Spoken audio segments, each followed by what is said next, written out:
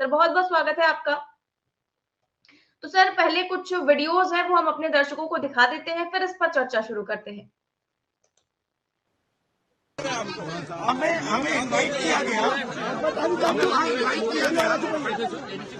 Administration कह रहा है नहीं जा सकते हैं, तो मैं पूछ रहा हूँ क्यों नहीं जा सकते, क्या गलती की है मैंने? मैं बस हाथ जोड़ने जाना चाहता हूँ, रिस्पेक्ट पे करना चाहता हूँ। मेरे रास्ते में इनवाइट किया है, बट ये अलाउ नहीं कर रहे।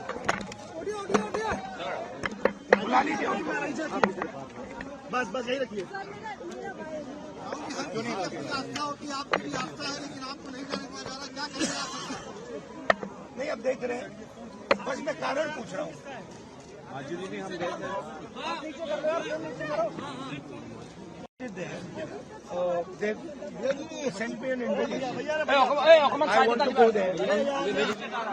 मंदिर को हर कोई जा सकता है, मंदिर जाने से क्यों रोक रहे हो?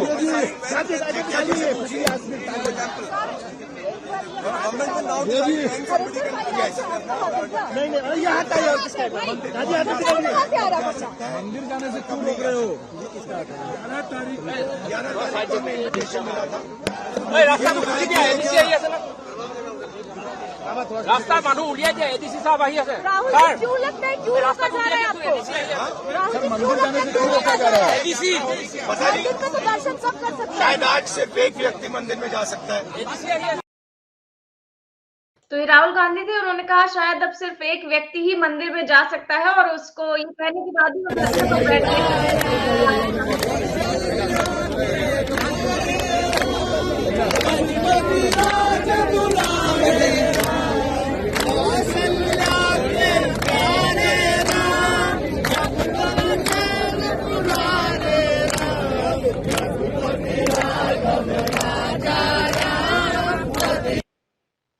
और ये मीडिया प्रभारी है कांग्रेस से है।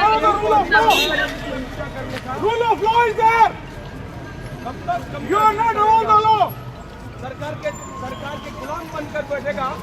हमारा खुद का एक तंत्र है, Show me a paper. Governance Have the guts. है, डेमोक्रेसी है कि नहीं है? Have the guts to show us paper. गोरों से भी गलत लोग निकले हों। Can you stop us? आप उससे Can you stop the media? ये ऐसे कोई मैं नहीं देखा, कोई दुश्मनी थोड़ी है, लोकतंत्र है। आप पार्टी के वर्कर हैं क्या? शासक और विपक्ष भारतीय जनता पार्टी के कार्यकर्ता बन गए आप लोग। कार्यकर्ता भी होते तो ठीक है, पूरा गुलामी चल रहा है। छोड़ दीजिए नौकरी, कमल का निशान पहन लीजिए। छुट्टियापन कर रहा है, हेमंत बिस्वा शर्मा छुट्टियापन के ऊपर आया। ये क्या तरीका है? अगले जगह पे उसका भाई खुद IPS ভগবান पर किसी का अधिकार नहीं है। तो सर आपने देखे ये सारे विजुअल्स देखे और ये विनीत पुनिया थे और वो भड़क गए। वो कह रहे हैं आप लोग जो है बीजेपी का ही चोला पहन लीजिए, छोड़ दीजिए नौकरी और पूरी तरह से बीजेपी के कार्यकर्ता आप बन चुके हैं। तो वहीं राहुल गांधी भी कह रहे हैं अब केवल एक व्यक्ति जो है वो मंदिर में जा सकता है। क्या ऐसा है सर? देखिए निधि, मुझे ऐसा लगता है, मेरा इंटरप्रिटेशन थोड़ा डिफरेंट है। मुझे ऐसा लगता है कि हेमंत बिस्वा शर्मा ने एक प्रकार से कांग्रेस को, राहुल गांधी को फोकस में ला दिया है। आज का दिन जो 22 तारीख का था, पूरा हिंदुस्तान ये समझ रहा था आज का दिन जो है पूरा फोकस होगा राम मंदिर पर, अयोध्या पर और मोदी जी पर। हेमंत बिस्वा शर्मा ने पूरा का पूरा फोकस शिफ्ट कर दिया है राहुल गांधी पर। और आज ये प्रश्न उठ रहा है क्योंकि देखिए आप लोग चर्चा आज क्या कर रहे हैं, सारे सोशल मीडिया के अंदर राहुल गांधी छाए हुए हैं, जबकि किसी के पास कोई विकल्प नहीं था अयोध्या में बात करने का और मोदी जी की फोटो दिखाने के बजाय। अच्छा एक चीज और बताइए, आज क्या महाकालेश्वर में भी दर्शन बंद है? आज क्या काशी विश्वनाथ में भी दर्शन बंद है? भारत के अंदर तिरुपति जी में भी क्या दर्शन बंद है? इसका मतलब दर्शन तो बंद नहीं है।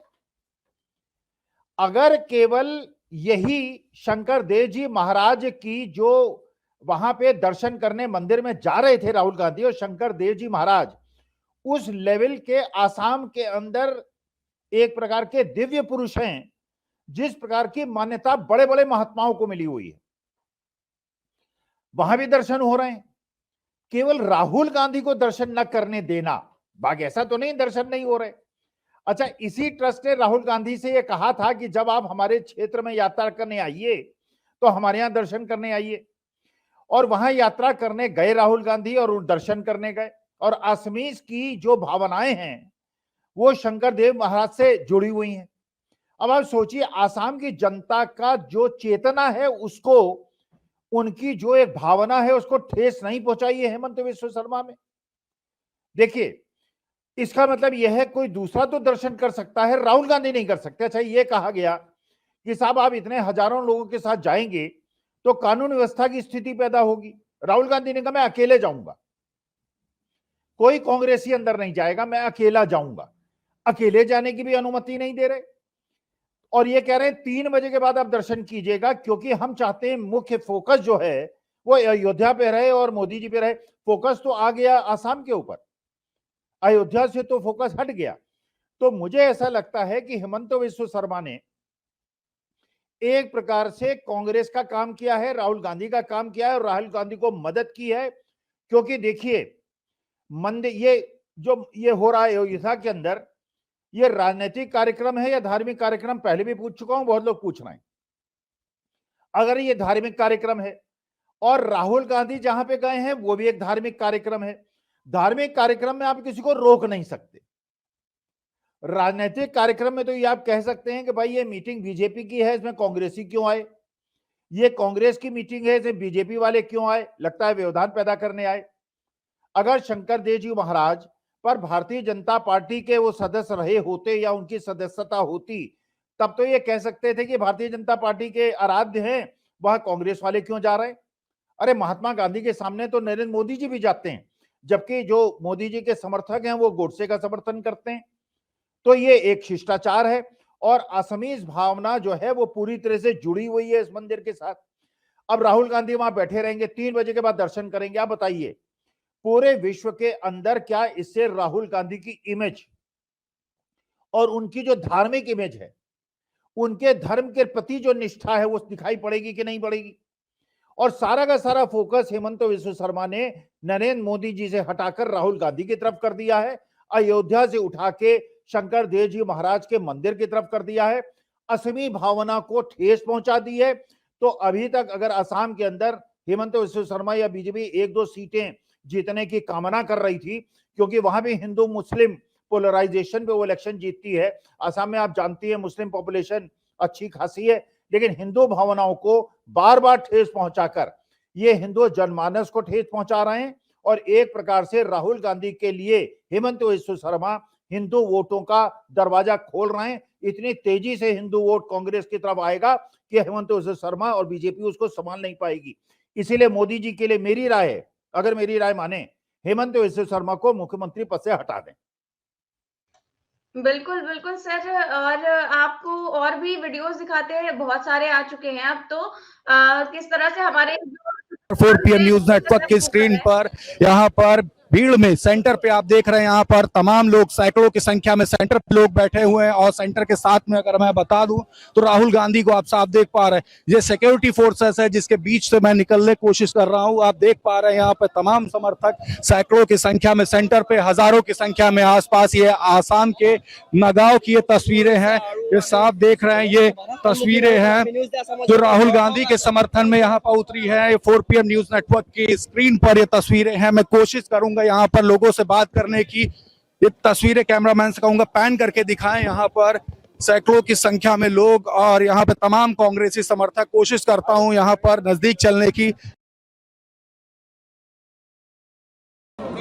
यहाँ के विधायक, यहाँ के सांसदों को तो ही अंदर जाने दीजिए। तो अभी गौरव गोगोई जी, शिरोमणि बरुआ जी अंदर गए हैं। मुर्दाबाद थान जो हमारे धार्मिक इतिहास में, हमारे सामाजिक इतिहास में, हमारे सांस्कृतिक इतिहास में एक बड़ा महत्वपूर्ण स्थान, एक मेरा जन्म सवाल स्थान है श्री शंकरदेव जी का। तो जब तक गौरव गोगोई जी और शिरोमणि बरुआ जी वापस नहीं आएंगे तब तक यहाँ राहुल जी बैठे हुए। सर एक बार बताइए, क्या वहाँ कोई लॉ एंड ऑर्डर का सिचुएशन? उन्होंने कहा कि अगर राहुल जी वहाँ जाएंगे तो लॉ एंड ऑर्डर की सिचुएशन में कुछ गड़बड़ी आ जाएगी। तो राहुल जी ने उनसे कहा ठीक है, मैं अकेला आऊँगा, मैं आपके साथ जाऊँगा। यहाँ के जो जिला अधिकारी हैं, SP हैं, एडिशनल कलेक्टर हैं, उनके साथ ही जाऊँगा और कोई नहीं जाएगा। तब भी उन्होंने राहुल जी को मना किया। ये बिल्कुल साफ हो गया है कि ये एक इनकी रणनीति रही है कि आज सुबह किसी भी हालत में राहुल जी को रोका जाए बोरदोवा। ये आज के दिन जो ये विघ्न पैदा हो रहा है, क्या क्या 10-5 हजार लोग वहाँ मौजूद हैं, लॉ एंड ऑर्डर की प्रॉब्लम आएगी? वो कह रहे हैं कि वहाँ लोग, बड़े भक्त लोग वहाँ बैठे हुए हैं, तो अगर राहुल जी आएंगे तो वहाँ गड़बड़ी हो जाएगी। मुझे समझ में नहीं आता, हम लोग बस तो वहाँ नहीं जा रहा है, और जो भारत यात्रा जोड़ो न्याय यात्रा में शामिल हैं वो भी नहीं जा रहे हैं, मैं भी नहीं जा रहा हूँ, वेणुगोपाल जी नहीं जा रहे हैं, जितेंद्र सिंह नहीं जा रहे हैं, कोई नहीं जा रहा है। राहुल जी ने कहा मुझे अकेले जाने दीजिए, फिर भी उन्होंने उनको जाने से इनकार कर दिया।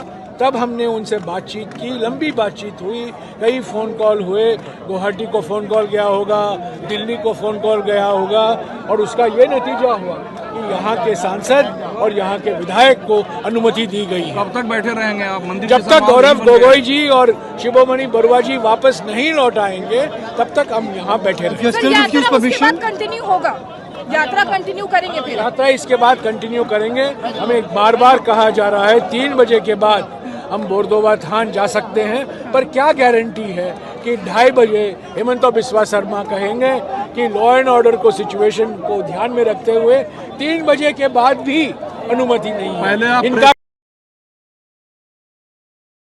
तो सर ये जयराम रमेश को हम सुन रहे थे और कह रहे हैं कि असम के सीएम का क्या भरोसा, वो कह दे कि हम 3 बजे के बाद भी लॉ ऑर्डर है और हम नहीं जाने देंगे, और आज केवल एक ही इंसान पूजा करेगा।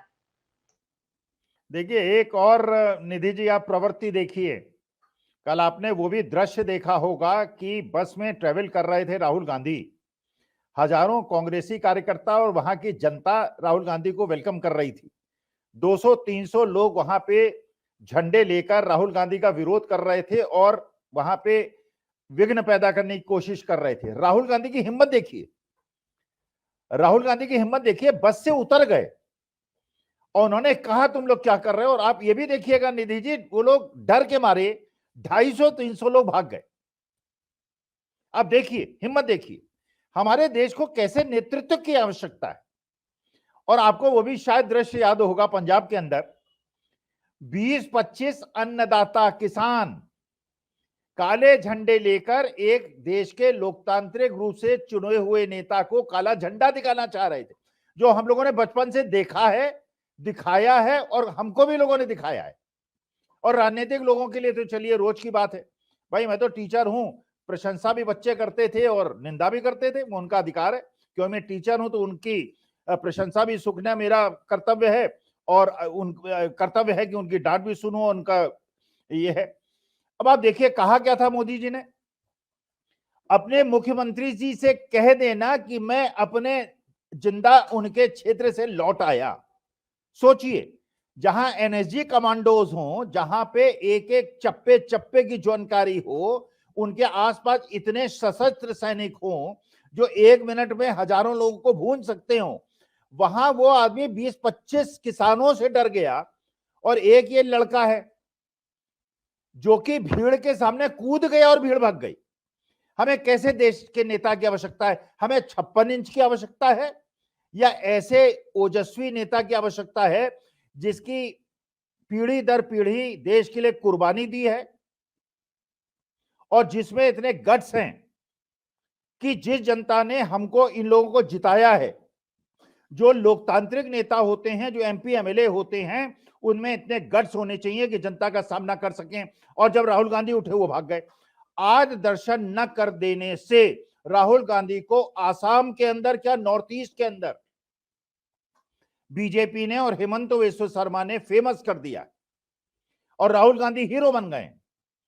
और हेमंत बिस्वा शर्मा, जहां राहुल गांधी बार बार चीख चीख के कह रहे हैं हिंदुस्तान का सबसे भ्रष्ट मुख्यमंत्री कौन, जनता बोलती है हेमंत बिस्वा शर्मा, राहुल गांधी नहीं बोलते, मैं नहीं बोल रहा हूं। लेकिन आसाम की जनता से अगर आप पूछेंगे कौन है सबसे भ्रष्ट, वो कहेंगे हेमंत बिस्वा शर्मा। और ये हम ही लोग नहीं कह रहे हैं, ये जनता नहीं कह रही है, ये बीजेपी वाले भी कहते थे जब हेमंत बिस्वा शर्मा कांग्रेस में थे, बुकलेट निकालते थे।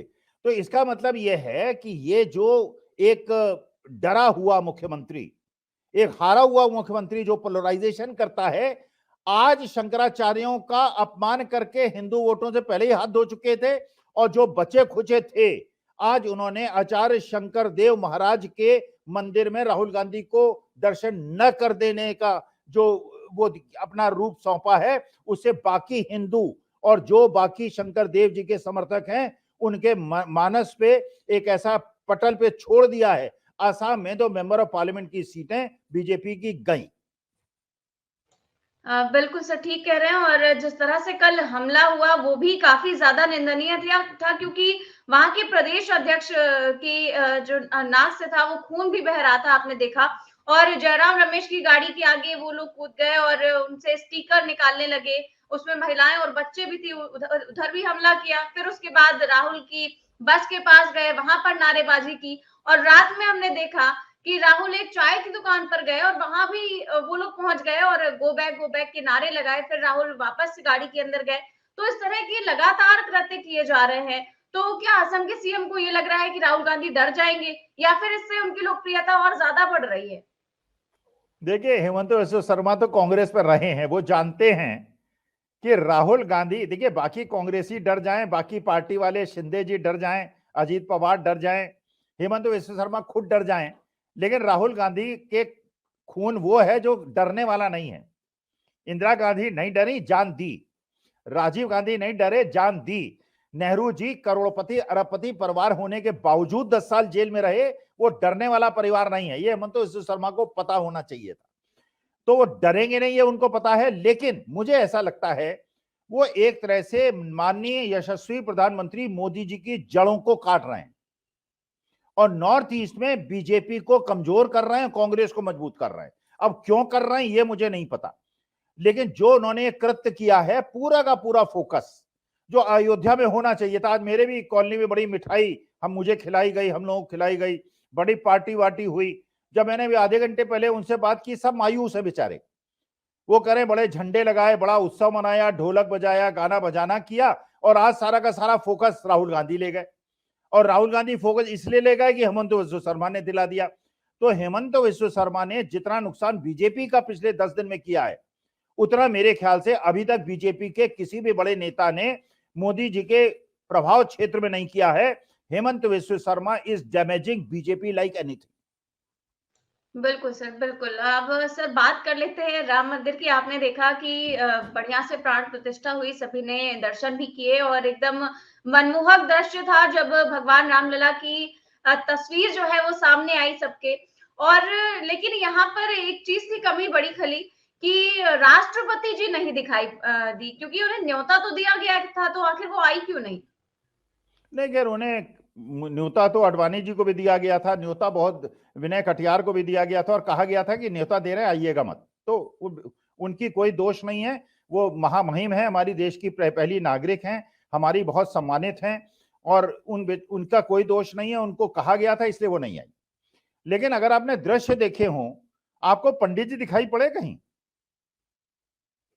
प्राण प्रतिष्ठा में एक तरफ मोहन भागवत जी दिख रहे हैं और एक तरफ नरेंद्र मोदी जी दिख रहे हैं, बाकी योगी जी भी कहीं नीचे कहीं कभी कभी दिख रहे हैं बेचारे, फिर उतर जाते हैं, फिर थोड़ा ऊपर चलते हैं, फिर नीचे उतर जाते हैं। वो मिश्रा जी, जो संजय शर्मा जी एक दिन बता रहे थे कि मिश्रा जी सपत्नीक बैठेंगे, मिश्रा जी तो कहीं दिखाई नहीं पड़े। मैं तो वो दृश्य देखना चाह रहा था, भगवान श्री राम की प्राण प्रतिष्ठा हुई, हमारे ईश्वर की, हमारे परमेश्वर की प्राण प्रतिष्ठा हुई, हमारी 500 साल की तपस्या हुई, हम बहुत ज्यादा सफल हुई, हम बहुत खुश हैं, सारे हिंदुस्तानी लोग खुश हैं, हिंदू मुसलमान सिख ईसाई दलित आदिवासी पारसी सब खुश हैं। लेकिन आप प्राण प्रतिष्ठा हो गई, चैप्टर इज क्लोज्ड। अब बात कीजिए किसानों को जो एमएसपी देने के लिए आपने वादा किया था 1.5 साल पहले, और कहा था कि एमएसपी का केवल कानून नहीं बनाएंगे, एमएसपी में बाजार खरीदे इसका भी कानून बनाएंगे। उस कमेटी का क्या हुआ? आपने 2 करोड़ रोजगार देने की बात की थी, रोजगार तो आप दे नहीं रहे, बिहार ने तो दे दिए। 2.5 लाख रोजगार तो दे चुका है, 2.5 लाख की नियुक्ति अगले 6 महीने में होने वाली है। बिहार गवर्नमेंट ने 85 लाख परिवारों को 2 लाख रुपए अनुदान देने का फैसला किया है, जो उन्हें वापस नहीं करना होगा। कर्नाटका के अंदर जो वादे किए थे, फ्री बस सर्विस का वादा किया था, उन्होंने पूरा कर दिया। वहां पे ओल्ड पेंशन स्कीम लागू हो गई, भगवान श्री राम का मंदिर बन गया। आज के बाद अब बात कीजिए जो आपको एक राजनीतिक नेता से हमारी अपेक्षाएं हैं। नौकरी दीजिए, तो जो आप प्राइवेटाइज कर करके गरीब आदमी के लिए हॉस्पिटल के दरवाजे, कॉलेज और इंस्टीट्यूशन के दरवाजे बंद कर रहे हैं, वो छोड़ दीजिए करना। रिजर्वेशन को आप खत्म कर रहे हैं प्राइवेटाइजेशन कर करके, हर चीज अडानी जी को देकर। अब हम अपने भगवान अयोध्या में जाऊंगा, दर्शन करूंगा, अभी तो मना किया था इसलिए नहीं जा पाया, लेकिन अब वो चैप्टर क्लोज हो गया। जैसे अपने रोज भगवान के मंदिर में दर्शन करता हूं, पूजा करता हूं, वैसे अयोध्या जाके कर लूंगा। लेकिन अब बात कीजिए, जो आपको प्रधानमंत्री चुनते समय हम लोगों ने निर्णय लिया था, जो आपने वादे किए थे वो पूरे कीजिए, गारंटीज पूरी कीजिए। 450 रुपए में सिलेंडर आस्थान में दीजिए। 3200 में जो धान खरीदना था छत्तीसगढ़ के अंदर वो खरीदिए। मध्य प्रदेश के अंदर लाडली बहन योजना सब औरतों को दीजिए। और अब ये राम मंदिर का मामला खत्म समझिए। प्रभु आपको बड़ा बड़ा कृपा, आप वहां विराजे अच्छे भव्य महल में और अपने निवास में वो करे। अच्छा, लेकिन सर हम लोगों ने जो चर्चा की थी, जिस बात का काफी विरोध हो रहा था कि प्राण प्रतिष्ठा जो है वो पीएम मोदी उसके मुख्य यजमान नहीं होंगे, और लेकिन आज तो हमने देखा कि सब कुछ पीएम मोदी कर रहे थे। वो एंट्री करते हैं, फिर उन्हें जो भी अनुष्ठान कराया जाता है सब कुछ उन्होंने किया। वो जो जिनको कहा जा रहा था वो अपनी पत्नी के साथ करेंगे प्राण प्रतिष्ठा, वो तो कहीं पर भी नहीं दिखाई दिए। तो क्या ये मतलब बिल्कुल उल्टा नहीं हो गया, क्योंकि उन्हें तो कहा गया था कि वो करेंगे प्राण प्रतिष्ठा। देखिए, फ्रेम में 2 लोग थे, एक मोहन भागवत जी थे, उनकी भी पत्नी थी क्या बगल में, मुझे नहीं पता उनकी शादी हुई कि नहीं हुई, मेरे ख्याल से उनकी भी शादी नहीं हुई।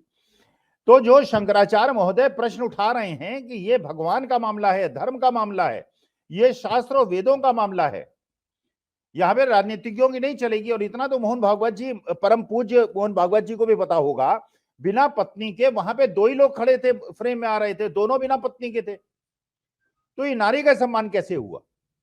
एक चलिए, एक की शादी नहीं हुई थी, लेकिन एक की शादी थी, और शादी थी और गुजरात के अंदर थी। तो मानिए अगर जसोदा बहन आ जाती तो जसोदा बहन को भी बहुत अच्छा लगता, देश को भी अच्छा लगता, नारी सम्मान के प्रति जो देश की 50% जनसंख्या है उसको भी अच्छा लगता। वहां तो ऐसा लग रहा था कि बिना पत्नी वाले ही मंदिर में सारी प्राण प्रतिष्ठा कर रहे हैं। बिल्कुल, बिल्कुल सर, ठीक कह रहे हैं आप। और जब आपने देखा कि भाषण चल रहा था, तो एक पुजारी जी थे, वो कह रहे थे कि हमने मोदी जी को कहा था कि आपको 3 दिन का अनुष्ठान करना है। मोदी जी ने 11 दिन का किया। हमने कहा था कि 3 दिन आपको जमीन पर सोना है, लेकिन वो इतनी ठंड में 11 दिन तक जमीन पर सोए। हमने कहा था कि आपको जो है केवल व्रत रखना है, तो उन्होंने अन्न ही त्याग दिया, केवल और केवल जो है पानी पीकर उन्होंने इतने दिन गुजार दिए। तो क्या कहेंगे सर, इतनी ज्यादा उन्होंने अनुष्ठान तो किया ही था, तो करना तो उन्हीं को था। नहीं, देखिए, तपस्या उन्होंने की, बहुत अच्छी बात है। जब हम 2024 में वोट देने जाएंगे तो क्या किसी हम शंकराचार्य की नियुक्ति करने जा रहे हैं? भाई माननीय मोदी जी शंकराचार्य बन जाएं, माननीय, मेरे को कोई आपत्ति नहीं है। माननीय मोदी जी कहें कि नहीं, मैं राजनीतिक पद छोड़ रहा हूं, मैं प्रधानमंत्री का पद छोड़ रहा हूं, अब मैं शास्त्रों का ज्ञाता हो गया, मैं 11 दिन अनुष्ठान किया था, 15 दिन भूखा रहा था, 16 दिन मैंने नारियल पानी केवल पिया था, 20 दिन मैंने तपस्या की थी, अगर ये सब किया था तो शंकराचार्य बन जाइए आप। भाई देश के प्रधानमंत्री से मेरी और देश की अपेक्षाएं ये है कि आप देश को जो नौकरियां हैं वो नौकरियां दीजिए। मंदिर बनाने के लिए बहुत सारे हिंदुस्तान में ऐसे ऐसे लोग हैं, अगर हम अंबानी जी से भी कह देंगे इससे भी बड़ा मंदिर बनवा देंगे, अडानी जी इससे बड़ा मंदिर बनवा देंगे। और आपको पता ही होगा कि अखिलेश यादव ने इटावा में लॉयन सफारी जो है उसके बगल में एक भव्य महादेव का मंदिर बन रहा है, शिव मंदिर बन रहा है, और वो भी इतना ही भव्य बन रहा है जितना यहां बना है। अब ये लीजिए महादेव और फिर वही भगवान श्री राम के बीच में युद्ध हो जाएगा। अब वो अखिलेश कहेंगे कि मैं महादेव का भक्त हूं, ये कहेंगे मैं श्री राम का भक्त हूं। अच्छा, वहां भी जो नारे हमारे कॉलोनी में लोग लगा रहे थे, बड़ी मुश्किल से मैंने उन्होंने समझाया, जय श्री राम कर रहे थे। जब इन्होंने समझाया तो अब जय सिया राम तो कह रहे हैं, अब जय सिया राम तो सारे मेरे कॉलोनी वाले कह रहे हैं। और मेरे को ऐसा लगता है कि वहां भी जो जजमान थे, कम से कम सपत्नीक वहां खड़े होते। मुझे एक भी, योगी जी भी पत्नी के साथ नहीं थे, मोहन भागवत भी पत्नी के साथ नहीं थे, मोदी जी भी पत्नी के साथ नहीं थे, तो क्या ये अनुष्ठान बिना पत्नियों के संपन्न होना था? भाई मैं तो जब पूजा में बैठता था, अगर मैं पूजा में बिना अपनी पत्नी के बैठ जाता तो मेरे पितामह 2 थप्पड़ लगाते मुझे, और पितामह के बाद तो मेरी मां मारती। पिताजी तो ज्यादा मारते पीटते नहीं थे, लेकिन मां मारती थी, तो मां मारती। तो असली मुद्दा यह है कि अगर आप धार्मिक अनुष्ठान में धार्मिक जो क्रियाएं हैं उनको संपन्न नहीं कराते, फिर अपने को सनातनी कहते हैं। देखिए, मैं तो एक शुद्ध सनातनी हूं, तो मैं तो सनातन धर्म के जितने भी शास्त्र सम्मत चीजें हैं, भगवान आए, भगवान विराजे, मुझे बड़ी खुशी है, मेरी आत्मा प्रसन्न हुई। लेकिन अगर शास्त्र विधियों का सम्मत काम नहीं हुआ, नारियों का अपमान हुआ, हमारी बहन और माताओं को वहां पे एक प्रकार से प्राण प्रतिष्ठा में स्थापित नहीं किया गया, उनका आशीर्वाद नहीं लिया गया, अर्धनारीश्वर जो भगवान महादेव ने रूप किया था, अगर नारी का आशीर्वाद नहीं मिला तो आधी सृष्टि का मिला, आधी सृष्टि का नहीं मिला। मुझे ऐसा अभी भी प्रार्थना करता हूं मोदी जी से, जसोदा बहन को बुला के कल दोबारा वहां दर्शन कर लें, देश की आत्मा प्रसन्न हो जाएगी।